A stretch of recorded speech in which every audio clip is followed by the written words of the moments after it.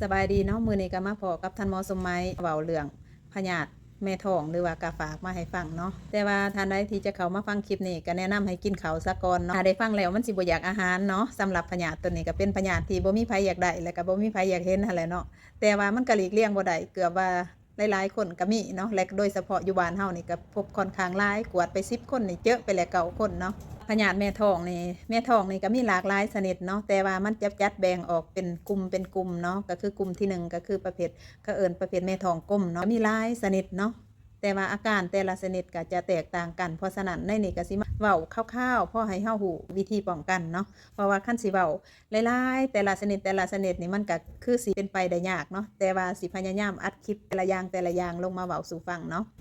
ตัวที่1ก็คือกลุ่มพยาธิตัวกลมเนาะเฮาได้พยาธิตัวนี้นี่ยกเนาะไข่ของพยาธินี่มันอาจจะปนเปื้อนไปนำอาหารน้ำดื่มต่างๆเนาะที่ว่าเฮากินเข้าไปแล้วก็เฮ็ดให้ไข่หันไปฝังตัวอยู่ผนังลำไส้ของเฮาแล้วก็ขยายตัวเนาะเพราะว่ากาฝากนี้เนาะถ้าว่าเฮาติดเข้าไปแล้วมันจะไปฝังอยู่ในลำไส้แล้วก็พวกนี้ก็จะเป็นโตที่ว่าหยาดอาหารของเฮาเพราะฉะนั้นสังเกตเบิ่งผู้ที่มีแม่ท้องหลายนี่ก็จะเป็นลักษณะจอยๆเหลืองๆท้องก็ใหญ่ๆแต่บางคนก็บ่แม่นใหญ่ย้อนแม่ท้องเนาะใหญ่ย้อนกินเบียร์หลายเนาะ ตัวนั้นเฮาก็บ่เอามานับเนาะแต่ว่าหลักๆที่ว่าเฮาเห็นสำหรับคนที่ว่ามีแม่ท้องหลายการเจ็บท้องปวดหากแล้วก็เป็นกลับไปกลับมาเป็นเรื่อยๆเนาะถ้ามีปัญหาตัวนี้เนี่ยก็ควรไปปรึกษาหมอเนาะกลุ่มที่2นี่ก็คือพยาธิตัวแปรเนาะในพยาธิตัวแปรนี่ก็มีหลายชนิดคือกันเนาะพยาธิตัวแปรหมูแปรงัวแปรแบะต่างๆเนาะตัวนี้นี่สำหรับพยาธิตัวแปรนี่ก็มีความรุนแรงหลายเช่นกันเนาะก็คือมันจะฝังตัวอยู่ในผนังลำไส้เนื้อเยื่อต่างๆเฮาสำหรับพยาธิตัวแปรนี่มันสามารถซี้เข้าไปหา เส้นเลือดสมองต่างๆเฮ็ดให้มีอาการชักได้เนาะเพราะฉะนั้นความรุนแรงก็หลายบางคนนี่ก็ถือเบาได้เนาะมีพยาธิตัวแปรอยู่แต่ว่าก็บ่ได้ขาจังซี่แต่โอกาสเสี่ยงที่ว่ามันจะซี้ไส้ไปหา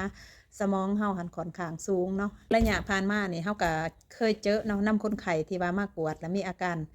ชักต่างๆนี้แล้วก็เจ็บหัวโดยบ่รู้สาเหตุจำเป็นต้องได้ให้ยาปัวเนาะและกลุ่มที่3นี่ก็คือกลุ่มพยาธิใบใหม่ในตับใบใหม่ในปอดเนาะกลุ่มพยาธินี่ก็ ลักษณะหูพางของกาฝากก็เป็นลักษณะคือใบใหม่พยาธิใบใหม่ในตับนี่ก็มีความอันตรายและก็ความรุนแรงหลายเนื่องจากว่าพยาธิมันจะซี้ไส้เข้าไปในผนังทงบีต่างๆแล้วก็ไปฝังโตแล้วก็ขยายโตอยู่หันแล้วก็เฮ็ดให้มีอันปัญหาอักเสบทอทางเดินน้ำบีแล้วก็กลายเป็นมะเร็งตับได้เนาะเพราะฉะนั้นสังเกตว่าอยู่บ้านเฮานี่